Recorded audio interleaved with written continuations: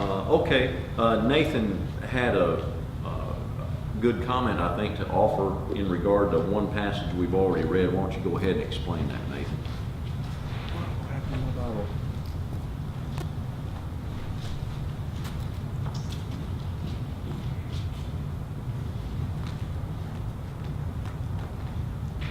Passage in Exodus 22 about the man who, verse 2, if the thief is found breaking in, he's struck and dies, there should be no guilt for his bloodshed. If the sun is risen on him, there should be guilt for his bloodshed. He should make full restitution. If he has nothing, then he should be sold for his theft. This is couched in verse 1 and in verse 4 with the idea of cattle theft. And what seems to be the case is that this guy is trying to rustle cattle at night, and the Israelites had a right to kill animals, any animals that were attacking their herds, and they end up killing a man in the night because they think he's an animal that's attacking the herd, rather than if it were in the daytime, they recognize it's a man. You can't just kill a man who's stealing your sheep or stealing your cattle, but at night he may be mistaken for some type of animal and killed him accidentally. I think that's worth considering. I never considered that before, but I think that's worth thinking about there.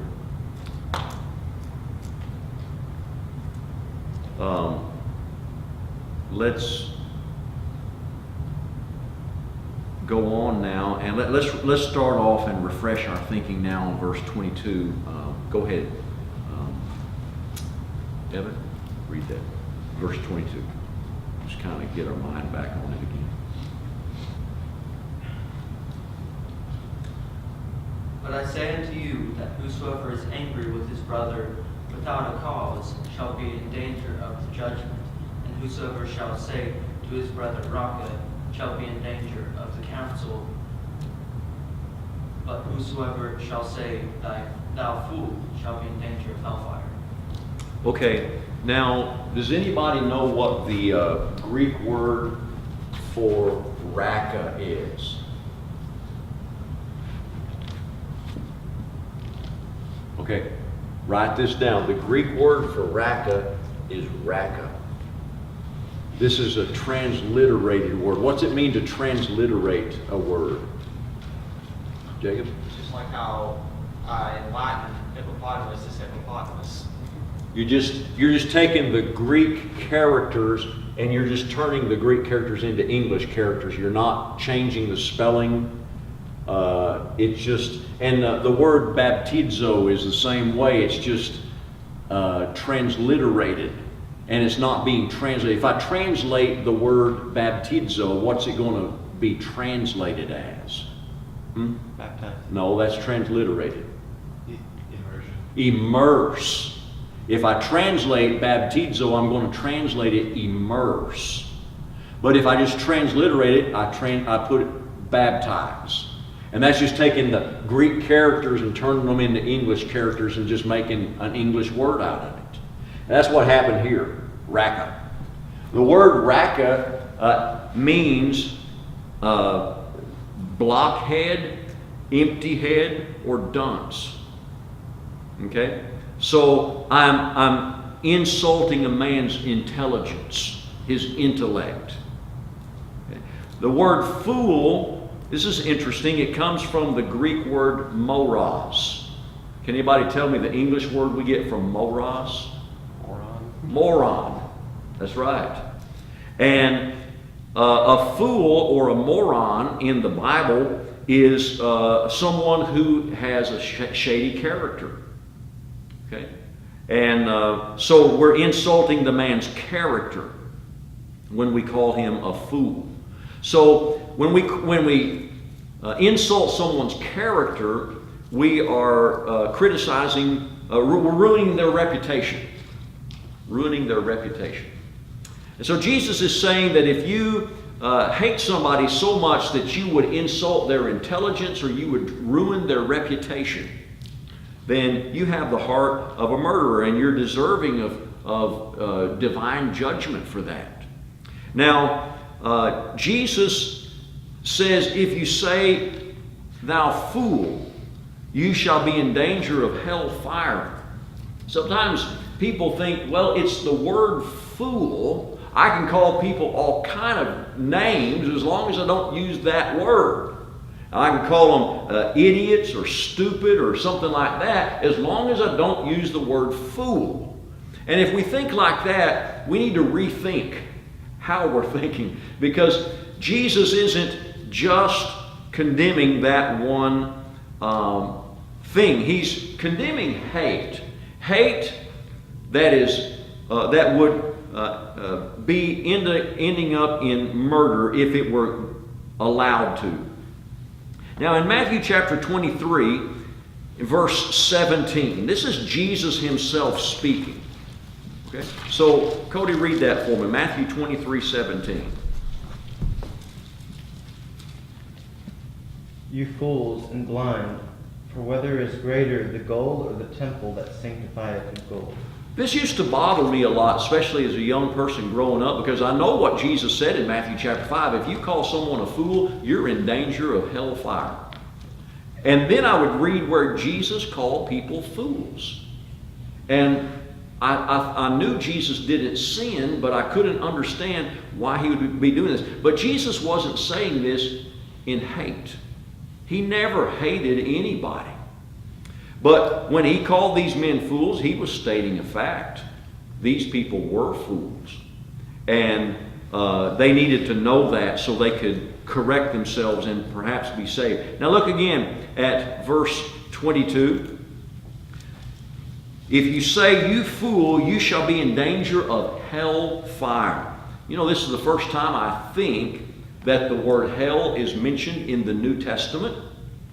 And who is talking about hell for the first time in the New Testament? Jesus. And you know, we like to think of Jesus, the pictures that you see of Jesus that artists have made is this mild-mannered, skinny fella who is very frail looking. Looks like he spent his whole life inside of a house. And the sun's never struck his skin. I don't know that Jesus fits any of those pictures. He has long hair. I suspect Jesus had short hair. I suspect he was tanned. He knew what it was like to be out in the sun. I suspect he had calluses on his hands. And I suspect that Jesus was really a different kind of person than we picture him. Mild-mannered, loving only, merciful to the nth degree, and never running out of patience. Tell your observations, Nathan, about Matthew chapter 16 and verse 13. Matthew 16, Jesus is asking this question about who men say that I, the Son of Man, am. He's asking this because it's during the beginning of the year of rejection.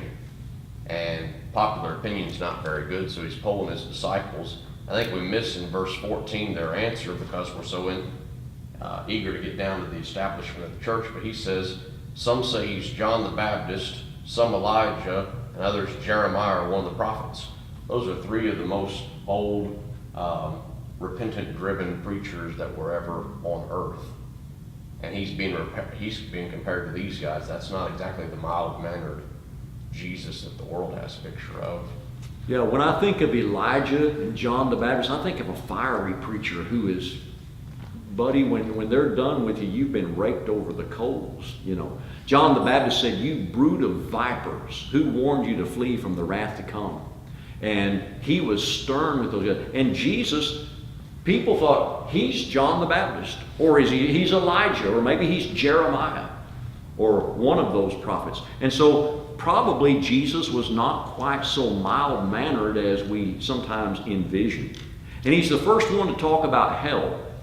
And in your Bibles, sometimes it's in the Old King James, you will just read about the word hell. But sometimes that's not a good translation in the Bible. So in the New King James, you will see the word Hades, and you will see the word hell. When you read Hades, that's the Greek word Hades for that word. And it means the unseen realm of the dead. In Matthew chapter 16 and verse 18, Jesus said, "Upon this rock I will build my church, and the gates of Hades shall not prevail against it." That doesn't mean the devil's not going to stop me. That's not what that means. What that means is, I am about to die, and I'm about to go to Hades. I'm about to go to the realm of the unseen. And it's going to look like that death, it's going to look like that Hades prevented me from building my church. But it will not prevent me. And the reason it will not prevent him is because of why, Joseph? He's going to resurrect out of Hades and then build his church. This helps me to understand the church did not come before Jesus died. Because Hades didn't stop him. It looked like it did. It looked like he wasn't really going to build his church. But he resurrected. And the church came after he came out of Hades. So that's the realm of the unseen. The word hell here in Matthew chapter 5 verse 22 is from the word Gehenna. Gehenna. And Gehenna is the word that means the place of the devil. The devil's hell. Okay? Now, really the word Gehenna came from the Valley of Hinnom. The Valley of Hinnom was a valley on the southwest side of Jerusalem. It became kind of a garbage dump, and they would burn fires there to burn their trash. But a long time ago, in the days of Jeremiah, there was a false god that was erected there in the Valley of Hinnom. And that false god's name was Moloch. And Moloch, you can go on the internet, do a Google search of Moloch, and it's interesting to see the sketches that people have drawn. But he had the head of a calf, and he had outstretched arms and a hollow belly. And they would put wood in his belly and get a fire going. And they would burn that fire until the arms of Moloch were red hot. And then they would go, and the priests would place an infant in the arms of Moloch, and that infant would be laid on red hot glowing arms and just burned to death. And that's when the babies would start screaming. The mamas would be screaming because their babies were being offered in sacrifice. And so to drown out the screaming, they played on drums, or they beat drums called toph. And that's why the valley became known as the Valley of Tophet, because that's where they were beating on the drums to drown out the sound of the screams of the babies and the mamas. You can read about that in Jeremiah 7, verse 31 and 32. Now, some people say, let me ask you, who do you think says this? Matthew 5:22 cannot be New Testament doctrine, because it talks about the Jewish council. It talks about the Jewish local courts. And it talks about the Valley of Hinnom. This can't be New Testament doctrine, because we don't have Jewish courts. We don't have the Sanhedrin. We don't have the Valley of Hinnom. This is not New Testament doctrine. Who would say that? No exception, people. This is their proof. This is not New Testament doctrine. Okay. But the judgment and the Sanhedrin, the council, or the Valley of Hinnom here, these are not referring to physical courts and physical judgments. These are referring to divine courts and divine judgment. I'll tell you why I know that. Because there is no divine court that was able to tell if somebody had hate in their heart. There's only one court that knows if somebody has hate in their heart that's equal to a murderer, and that's God. God alone knows the hearts of men. Now, God could have given Israel a way of determining if hate in people's hearts was an ungodly hate. He could have given them that ability. Because in Numbers chapter 5, God gave those Jews a way to determine if a woman was unfaithful to her husband with no witnesses being present. You can read about that in Numbers chapter 5. And so, if he gave them a way to determine secret sins of a wife, he could have given a way to determine hate in a man's heart. But he didn't do that. And the courts and the councils and the Valley of Tophet, or the Valley of Hinnom here, that are determining a man's guilt and he deserves punishment, those are divine. That's a divine court that's making these judgments. This is New Testament law. And Jesus is using objects that are familiar to the Jews to illustrate. If Jesus were alive today and were teaching today, he might use illustrations involving cars instead of donkeys. But he used things that people were familiar with to make his illustrations. Now, Gehenna, hell, is the final place of torment for the wicked. It's the devil's hell. Let's go to Matthew chapter 10, verse 28. And Justin, you read that.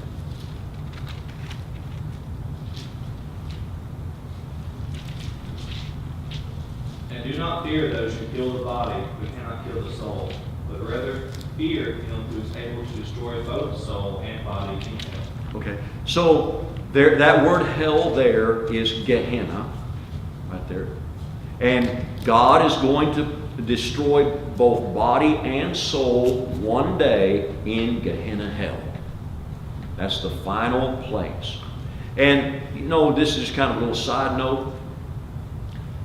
Somebody said people who go to heaven are people who said to God, "Thy will be done." And people that go to hell are going to be people God says to them, "Thy will be done." They insisted on having their way, and God's saying, "Thy will be done." And people say, I don't believe in God, I don't want God, and God's going to say, "Okay, if you don't want me, you don't want my ways, I'm going to let you have your way." And hell is a place where there's no God. And when there's no God, there's no good. And when there's no good, there's no mercy, there's no comfort, there's no hope. All of that comes from God. And where there is no God, there is no hope. There's no comfort of any kind. Now, Matthew 5:22 presents a progression of sin. He describes things that are growing increasingly worse and worse. And that helps us to see there are degrees of sin. The reason there are degrees of sin, he says in verse 22, somebody might be angry and call their brother Raca, or say to their brother Raca. That's bad. That's bad. But they might progress even further and they might say, let's see, whoever says to his brother Raca shall be in danger of the council. Whoever said, I thought there was three. Yeah, whoever's. Oh, whoever is angry with his brother shall be in danger of the judgment. That's the local court. Whoever says Raca shall be in danger of the council, the Sanhedrin, the Supreme Court. And whoever says thou fool shall be in danger of hell fire, going directly to execution. And so things are getting worse and worse, you see, as you progress through that verse. And that helps us to see that some sins are worse than others because some sins have greater ramifications than others. Some sins are committed with more blatantness, and people are more proud of their sins.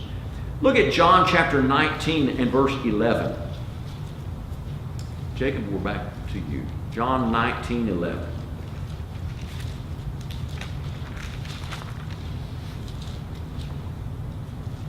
Jesus answered, "You could have no power at all against me unless it had been given to you from above. Therefore, the one who delivered me to you has the greater sin." Okay, underline greater sin. That helps you to see there are some sins greater than others. All sin can lead to hell if it's not forgiven. But there are some sins that are worse because they carry with it greater ramifications. So if you're angry with your brother, you hate your brother, you are liable to the local court, so to speak. If you say raka, you're liable to the Supreme Court. And if you say thou fool, you are liable to be taken directly and executed with no trial whatsoever. It's easier to nip some things in the bud before they become full blown. So it'd be better to try to start controlling your hate before it spews out into hatefulness in your speech. And it's just like cancer. If you catch cancer in its early stages, you can defeat the disease. But if you let it to go on, metastasize, and spread through your whole body, it's going to be almost impossible to stop it now, and it's going to kill you. So if you stop hatred when it first begins in your heart, that's where you need to work on it. Don't let it progress to the point where you now are calling people names. So Jesus makes a transition in thought now. Let's look at verses 23 through 25. Josiah.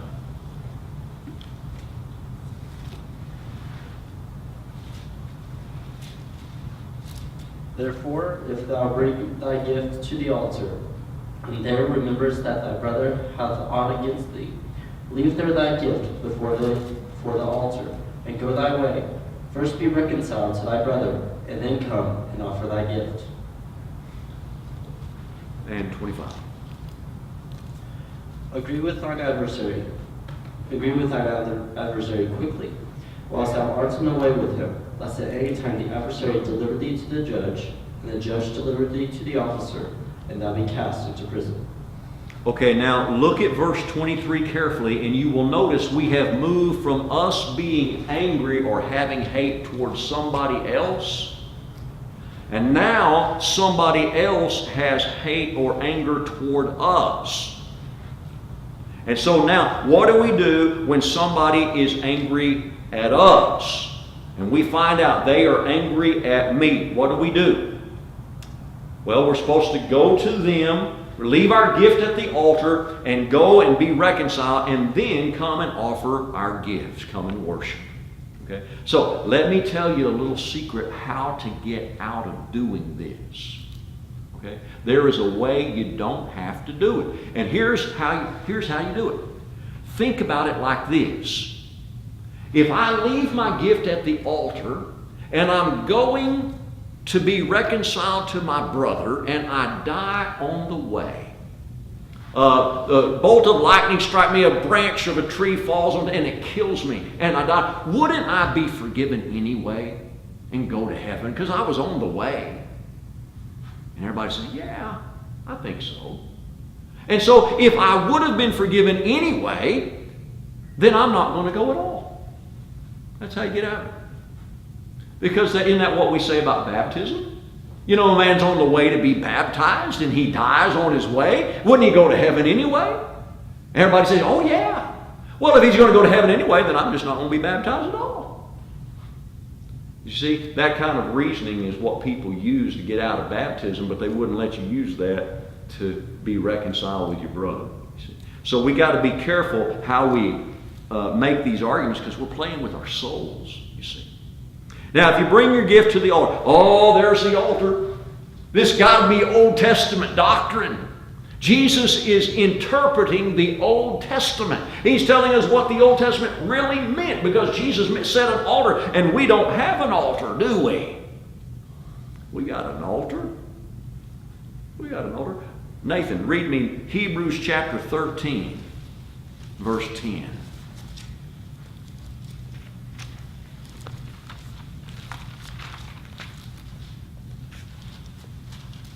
We have an altar from which those who serve the tabernacle have no right to eat.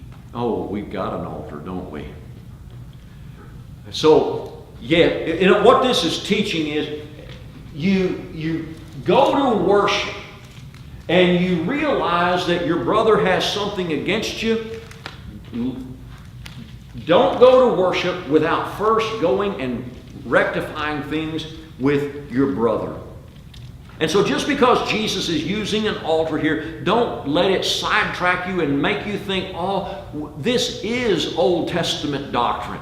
No, this is New Testament doctrine. And he's teaching us that we do not go and worship without being reconciled. So a brother has something against me. It might be legitimate, it might not be legitimate. It doesn't matter. The point is, he has something against me, and I'm going to go and I'm going to try to make things right with him. Jesus is telling the one who has offended his brother to go to the brother. And in Matthew 18, verse 15, he says, if your brother sins against you, go and tell him his fault between you and him alone. So the one who is offended is to go to his brother, and the one who has offended the brother is to go leave his gift at the altar and go to his brother, and they ought to kind of bump into each other halfway between both their houses if they're doing what Jesus said. Each one has an obligation. And if brethren would do that, it would solve the problems that we have in church every single time if we would just do that. Now, look at Romans chapter 12 and verse 18. Nehemiah.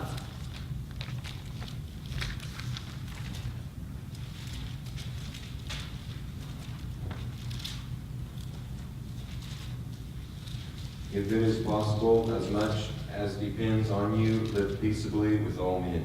That's an important verse right there. As much as it's possible, as much as it depends on you, live peaceably with all men. It's impossible to live peaceably with some men. And so, as much as it depends on you, try to live peaceably with all men. And there are some that you just can't live peaceably with, but you put out your effort and try to live peaceably with them. Now, if we are so angry with somebody that we can't worship with them anymore, we're probably so angry that we couldn't worship at another congregation without them. And you know, when we have congregations so nearby like we have here at Arlington, it's real easy to get mad at somebody here at Arlington and just run over to Fossil Creek. And then when you get mad at somebody over at Fossil Creek, go over to Denton County. You get mad at Denton County, run over to Allen. And when you're done at Allen, you get mad over there. By then, the fellow that you were angry with down here at Arlington, he's died or he's gotten mad and moved over to Fossil Creek and come back here to Arlington again. And we just go around and around.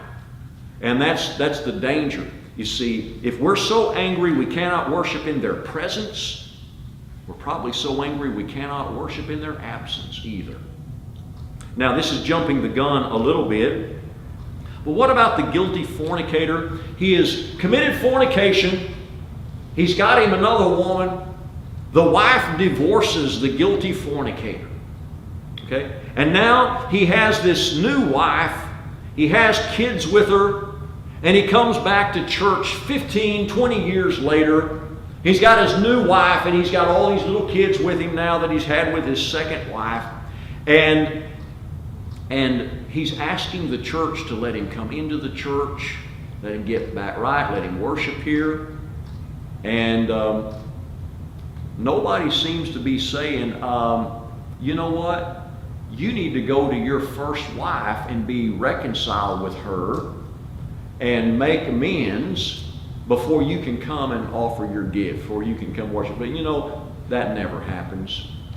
That never happens. We don't ever require that guilty fornicator to go and make amends. We just think, well, enough time has passed by.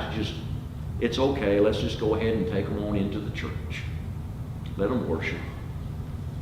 And what happened to leave your gift and go be reconciled? And that guilty fornicator never goes and apologizes to that wife and tries to repent.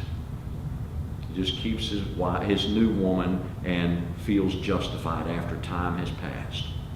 Well, another thought in these verses I think we need to realize is worship calls for self-examination. When we go to worship, in the old days, in Israel's time, when they brought a lamb or a sheep to be sacrificed, they would lay their hands on the head of that sheep and they would confess their sins over that sacrifice. Leviticus 1 verse 4.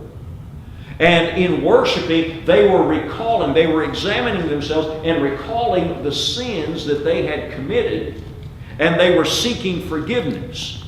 And so I think that worship is a time of self-examination. And we come and we examine ourselves. 1 Corinthians 11, verse 28. Joseph? 1 Corinthians 11, 28. For he who eats and drinks. No, 28. But let a man examine himself, and so let him eat of the bread and drink of the cup. Worship is a time of self-examination. And we need to examine ourselves, and we need to make things right with God. We need to make things right with our fellow man, and then we come to worship. And then notice what it says.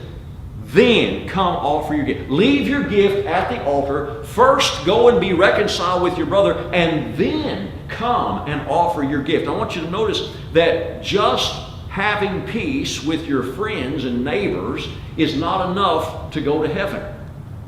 After you have made reconciliation, then you come and you worship. You still have obligations to God.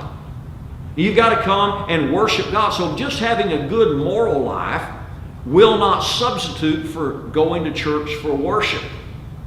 As a final word on this subject, Jesus exhorts us to be very swift in taking care of these matters. Evan, read me verse 25. Matthew 5:25.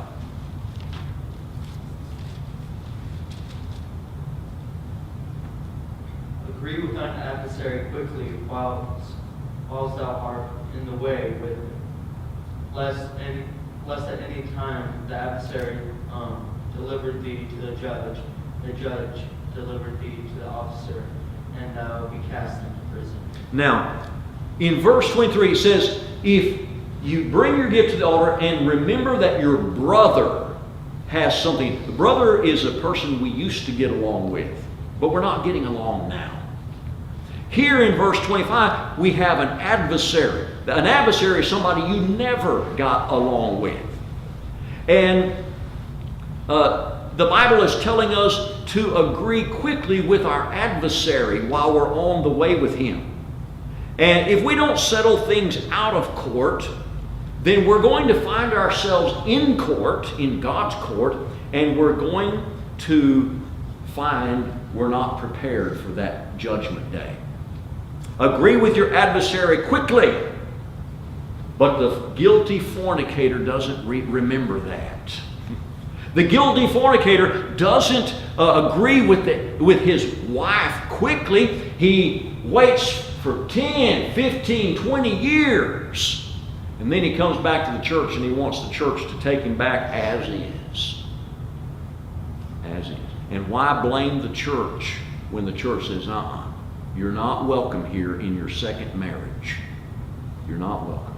You should have agreed with your adversary quickly while you were on the way with him. Okay. Now look at verse 26. Read that for me, Evan.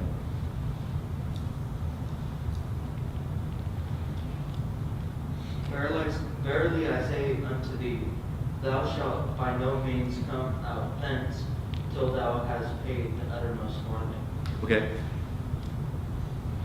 If you don't make peace with your adversary and you find yourself in Gehenna hell, you will not come out till you have paid the last farthing, the last penny.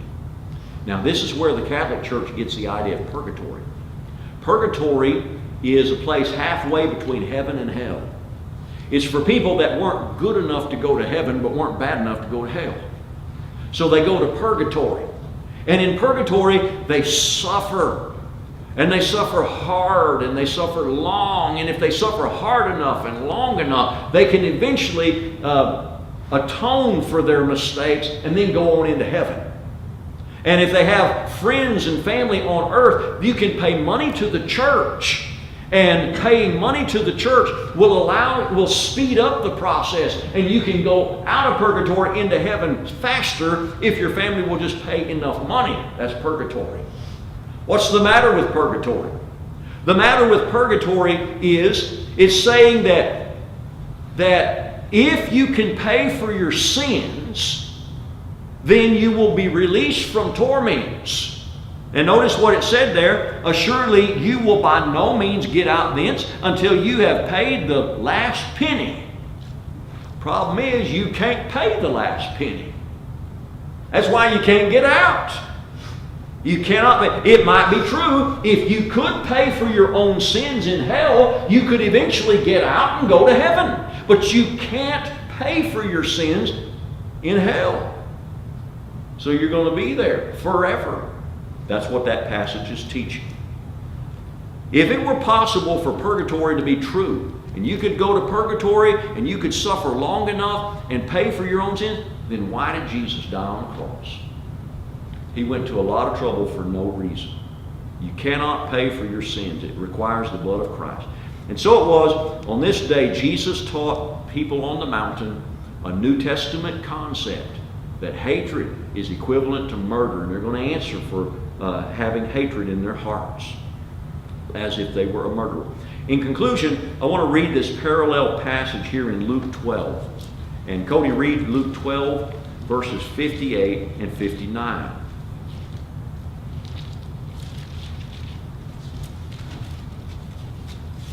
When thou goest with thine adversary to the magistrate, as thou art in the way, give diligence that thou mayest be delivered from him, lest he hale thee to the judge, and the judge deliver thee to the officer, and the officer cast thee into prison. I tell thee, thou shalt not depart thence till thou hast paid the very last mite. Now that sounds very similar to what we've been reading in Matthew 5, but some Bible commentators believe that this is different, spoken actually about an adversary that some men have, which is God. God is the adversary of some people, and they need to agree with the adversary quickly while they're on the way to judgment.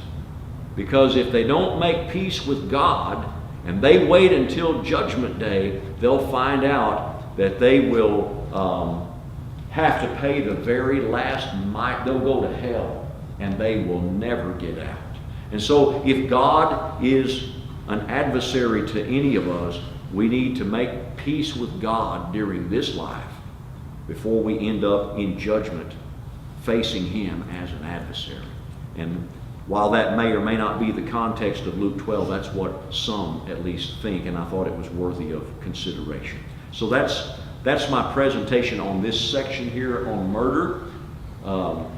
Nehemiah had a ton of questions, wouldn't hardly let me go get a drink. If you have some comments or questions, why, let's answer them if we can.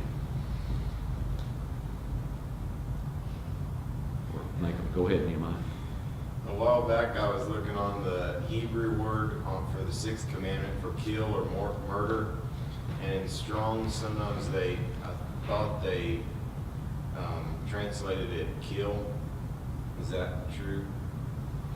Well, when you read Strong's, what you're doing, when you get that definition out of Strong's Greek concordance, what you're doing is, Strong is telling you all the different ways that word is translated in the King James Version. So yes, he's going to use the word kill because it has been translated that way in the King James Version. Okay, so the actual Hebrew word does mean murder and not killing, just any killing. Because one time we were pondering the idea that it just is a general word for killing, but then exceptions like war and the Avenger of Blood and all those kind of things were just exceptions to that rule. There's three Greek words that can be translated kill. There's the word rasah, the word harag, and the word katal. The word rasah is the one that's in the sixth commandment, and it's used in reference to Hebrew relations with one another. The word harag and katal are what you find in relation to foreign nations. And what he's forbidden in the sixth commandment is the killing of a fellow Hebrew. You cannot murder your brother. And so this doesn't prevent going to war and killing your enemy, but it does prevent you from killing your fellow Hebrew. Okay, so that's the Greek word used in the Septuagint. Mm-hmm. Or I guess the whole It's The the Greek Hebrew word, word it's the rasah. Hebrew word. It's the Hebrew word rasah. Hebrew word. I had a couple points in reference to some of the questions that he was asking earlier that might be somewhat helpful. When you're talking about the Old Testament teaching on killing. Wars were only allowed when God commanded the war. Israelites just couldn't go out and wage war against anybody they wanted to. God had to authorize the war. And when he commanded them to go and to kill people, this isn't a violation of the sixth commandment, but if they're going to wage war, they're going to have to do it with God's authority and his blessing. The police force could also take life as well as the army, but the police force can only take life by the command of God. He gives limitations and boundaries for when life can and can't be taken. And so just your average Hebrew person can't just decide when a life needs to be taken or when it can't be taken. There were laws that governed all of that. When you talk about the subject of what we would call manslaughter today, what we call manslaughter today, what our government calls manslaughter today, isn't exactly what they called manslaughter over in the Old Testament. There's a couple of passages I'd like to look at just briefly. For instance, we have the idea that if a person is intruding in our house and they're threatening our life, you can just kill them. That's how a lot of Americans look at it, and that's just manslaughter. You know, you're protecting yourself. That's self-defense. It's defending yourself. Notice what Numbers 35 says.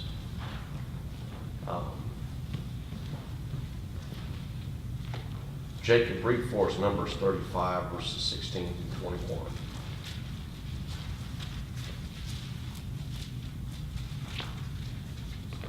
Numbers 35, 16 through 31. Do 21. Okay. But if he strikes him with an iron implement so that he dies, he is a murderer. A murderer shall surely be put to death. And if he strikes him with a stone in the hand by which one could die, and he does die, he is a murderer. A murderer shall surely be put to death. Or if he strikes him with a wooden hand weapon by which one could die, and he does die, he is a murderer. The murderer shall surely be put to death. The avenger of blood himself shall put the murderer to death when he meets him, and he shall meet and shall put. Let me start that verse over. The avenger of blood himself shall put the murderer to death when he meets him. He shall put him to death.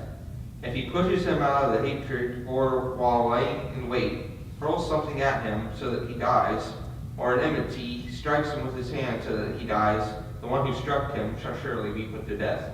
He is a murderer. The avenger of blood shall put the murderer to death when he meets him. Okay, there's two situations that are being dealt with here.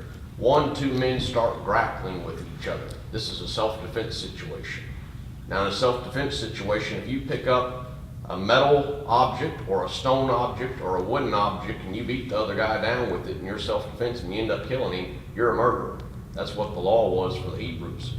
If you lie in wait and you jump on somebody while you're lying in wait and you beat them with any of these instruments again, that's still murder. Now, we would recognize, on one hand, if you're lying in wait for someone, you attack them and you mug them and you kill them, yeah, that's a murderer. But here in America, we think if you're just defending yourself and you end up killing them, well, that's just an accident. You're free. In the Old Testament, they were both murder.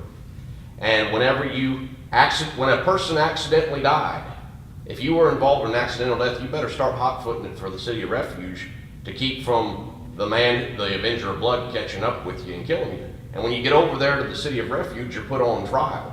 And the city of refuge was just assuring that you get a fair trial in the deal. But if it turns out, when you're on trial at the city of refuge, if you killed someone with a stick or a stone or an iron instrument, you get put to death, and the avenger of blood is the one that does the killing. They hand you over to the avenger of blood.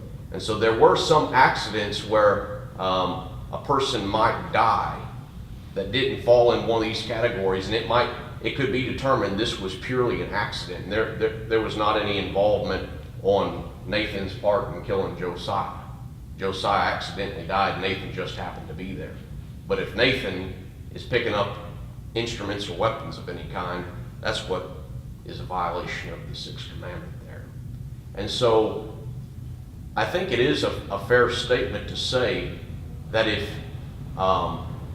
nations without God's blessing go out and attack other nations, that could be considered murder.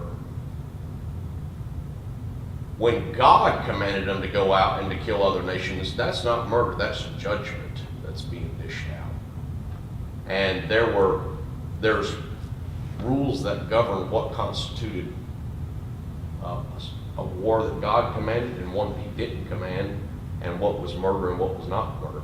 Nations can steal from other nations. They can steal land from them. That's what most wars are about. That's not right if an individual does it or a nation does it. It's not right for one nation to kill another nation unless God commands them to kill the nation. And so I think all that kind of has to come into scope when you're talking about what was the Old Testament actually teaching about murder and what was it teaching about war. For anybody that's interested, on my website, I have a 3-part series on war that deals with some of what Nathan's saying. And if you'll just go to my website and in the little search box, just type war, it should bring up 3 presentations, maybe more. I don't know how many might be there, but I know that there's 3. One is war in the Old Testament, one's war in the New Testament, and the other is what if situations and the U.S. law. And it's dealing with what should young Christian men do if the draft is reinstituted, and should we join the army, and how can we be conscientious objectors, at least as of right now. What does the law require and allow?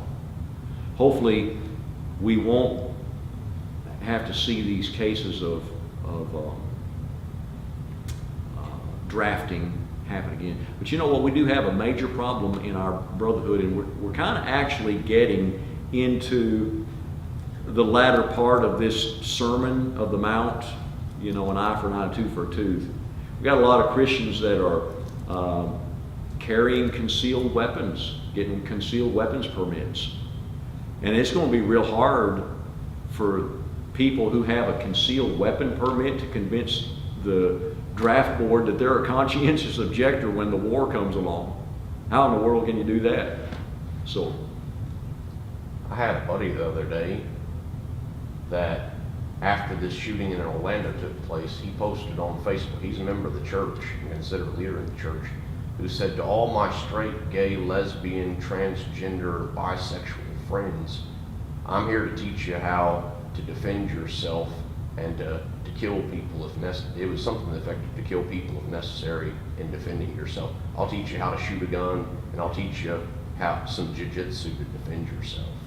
And I thought, what on earth, where have we come to? And the reason I bring up this, what constituted manslaughter or not in the Old Testament, or self-defense, the rules that governed it, is because even in a time where God's people were allowed to go to war, they weren't allowed to kill their brethren just any time and it'd be okay.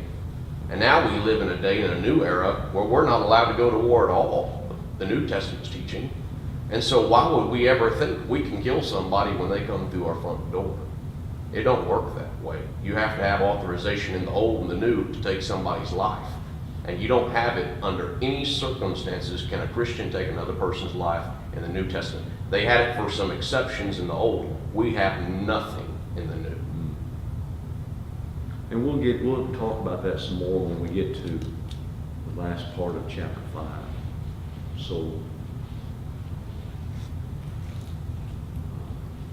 suffice it to say, when you're trying to teach people this is New Testament law, you have this element amongst some brethren that just insist this is Old Testament being clarified. And they use that altar. You bring your gift to the altar, or they use this saying, you'll be brought before the council. Therefore, this obviously Old Testament. You need to know how to answer that when a no exception person tries to bring those arguments up and convince that this is Old Testament being clarified. It's not New Testament doctrine. That's not true. It's not true. And on my website, there is also the booklet, and I think I've got a copy of my booklet here. Yes. This booklet here, the no exception for divorce, is it true? And this booklet is online, and you can download it for yourself. And here in the back, I've got the Sermon on the Mount on page 55. And it's a very brief discussion of the arguments that are brought up to try to show. It's got 6 arguments that are used commonly to try to show that the Sermon on the Mount is really Old Testament teaching. And I think that this will help you if you get into a discussion with somebody on whether or there is an exception or not. So I would recommend that you go to the website and download that and read it. And I think that would help you. And you can get a hard copy of this if you want. Just let me know. These are kind of a print on demand, and I can print it up, but it's not free. But on the website, it's free. And if you got an iPad, why would you want a hard copy anyway? Because So you can cut it up and. anyway, anybody else have something, a burning question or comment they want to make? If not, then let's take a little break. It's 11:35, and let's take a 5-minute break, no more.